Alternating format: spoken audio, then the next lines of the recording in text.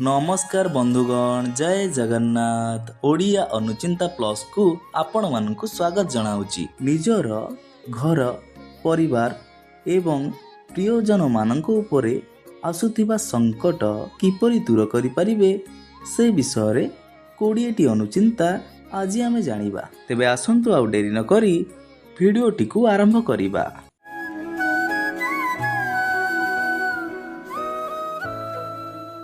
Number 1 सोमवार दिन महादेवंक मंदिर जाई लिंग उपरे क्षीर अर्पण करिबा द्वारा अत्यंत मंगलकारी होइथाय एवं तीन ग्रह मानक खराब प्रभाव दूर होगा सहित खराब समय दूर होइथाय।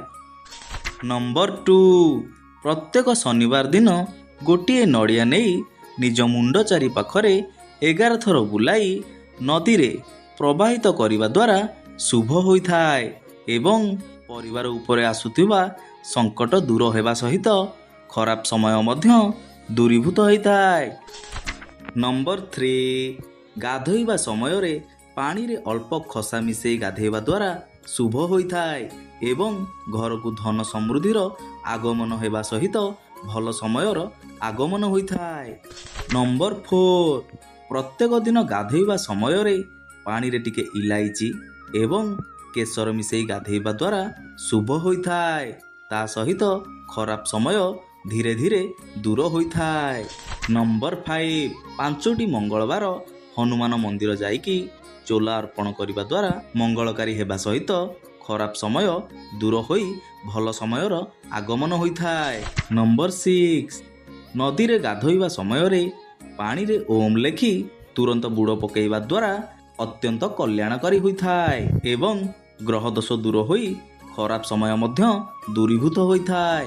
नंबर 7 बाथरूम रे उल्लग्न होई गाधंतु नहीं कारण आमे स्नान कला बेले आमर पितृपुरुष माने आम पाखरे थांती एवं आमे पिंधिथिबा वस्त्ररू जेउ पानी छिटा झरी पड़े सेही पानी को पीकी आम पितृपुरुष माने संतुष्ट होइथांती।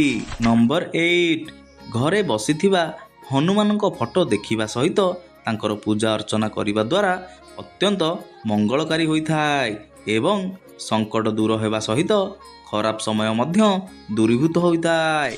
नंबर 9 घरे केबे भी ठाकुरंक भांगिथिबा मूर्ति रखिबा उचित नुहे किंबा चिरी जाइथिबा फोटो रखिबा एहा अशुभ होइथाय एवं घरे अर्थहानि अर्थात धनहानिर समस्या देखा जाए।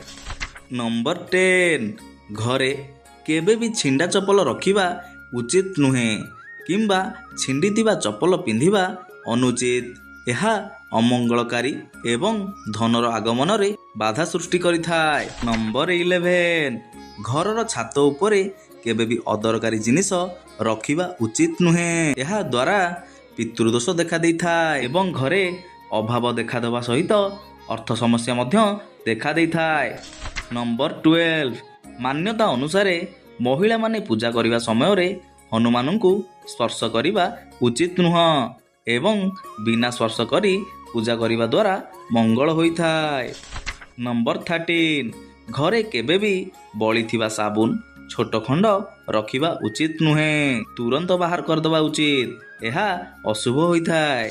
नंबर 14 पूजा करिबा समय रे महिला माने नड़िया भांगिबा उचित नुहे एहा अशुभ होइथाय एवं पुरुष लोक माने नड़िया भांगिबा द्वारा मंगलकारी होइथाय। नंबर 15 घरे खाद्य खाइबा समय रे पित्तल किंबा तंबा पात्र रे खाद्य खाइबा उचित एहा शुभ हेबा सहित घरे शांति प्रतिष्ठा पाई सकारात्मक शक्तिर निर्माण होइथाय। नंबर 16 घरे केबे भी चेपा हेइथिबा बासन रखिबा उचित नुहे किंबा चेपा होइथिबा थाली रे खाद्य खाइबा अनुचित एहा अशुभ हेबा सहित घरे अभाव असुविधा देखा दबार संभावना रहिथाय।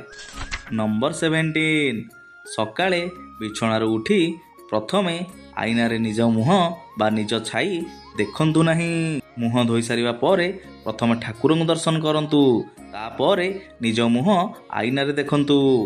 नंबर 18 संध्या समय रे श्मशान को जाई गोटिए पानी लोटा रखी पछकु न अनाई फेरी आसीबा द्वारा जीवन रे बाधा ବିଘ୍ନ ଦୂର ହୋଇଥାଏ ଏବଂ ଖରାପ ସମୟ ଟଳି ଯାଇଥାଏ।